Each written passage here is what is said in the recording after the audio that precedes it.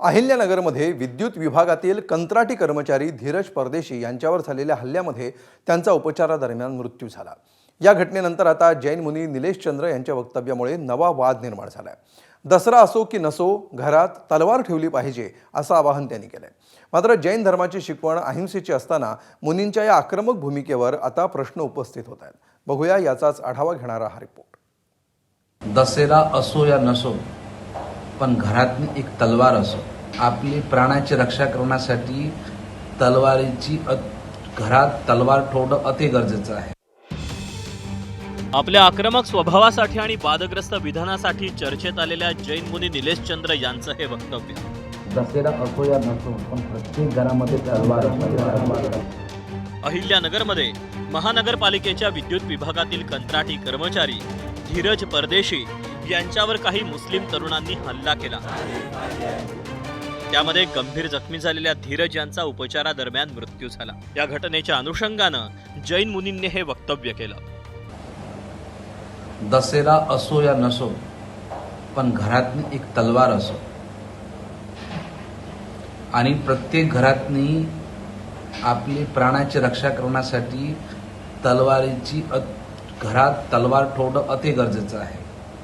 का बरं? बघा, त्या जिहाद्यांनी अहिल्यानगरमध्ये धीरज परदेशी फक्त तो तिलक लावून आला होता, भगवा तिलक लावून त्यांच्यावर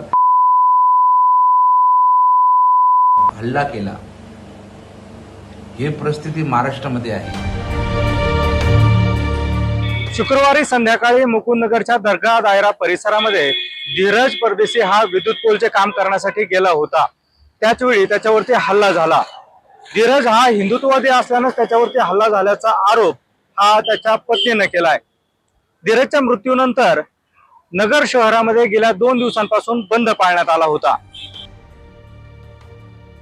याचवरून आता जैन मुनी आक्रमक झाले, तर त्यांच्या भूमिकेचं गोपीचंद पडळकरांनी समर्थन केलं। अहिंसा परमो धर्म म्हणणारे हे सगळे जैन महाराज सुद्धा या भूमिकेत आलेले आहेत। म्हणजे समाजामध्ये किती प्रचंड मोठा रोष आहे। महाराजांनी ही जी भूमिका घेतलेली आहे ही भूमिका योग्य आहे। या भूमिकेचं मी समर्थन करतो।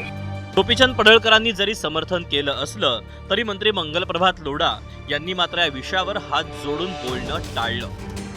चंद्र मुनींनी पुन्हा एकदा एक वक्तव्य केलेलं आहे ते परदेशी यांच्यावर झालेल्या हल्ल्याबाबत। त्याच्यावर तुम्हाला नो कमेंट। चंद्र मुनींनी पुन्हा एकदा एक वक्तव्य केलेलं आहे ते परदेशी यांच्यावर झालेल्या हल्ल्याबाबत। त्याच्यावर तुम्हाला नो कमेंट। जैन मुनींनी थेट प्रत्येकानं घराघरात स्वतःचं संरक्षण करण्यासाठी तलवार बाळगावी असं आवाहन केलं। त्यामुळे पुन्हा त्यांच्या वक्तव्याविरोधातही चर्चा सुरू झाली। तर शस्त्र बाळगण्याविषयी कायदा नेमकं काय सांगतो हेही जाणून घेऊया। जैन मुनींनी त्यांनी सांगितलं मध्यंतरी की संरक्षणासाठी शस्त्र ठेवा, तर त्या आजच्या काळानुसार त्यांनी सांगितलं की इतकं अशाश्वत काळ झाला आहे की अशा काळामध्ये स्वसंरक्षणासाठी काहीतरी शस्त्र वगैरे ठेवावीत या दृष्टीने त्यांनी सांगितलं। परंतु भारतीय शस्त्रास्त्रांचा जो कायदा 1959 सालचा, त्या कायद्यानुसार आपल्याला घरात पूर्वपरवानगीशिवाय किंवा लायसन्सशिवाय शस्त्र बाळगता येत नाहीत। जैन मुनी निलेश चंद्र यांची प्रक्षोभक आणि आक्रमक वक्तव्य आता काही नवी राहिलेली नाही।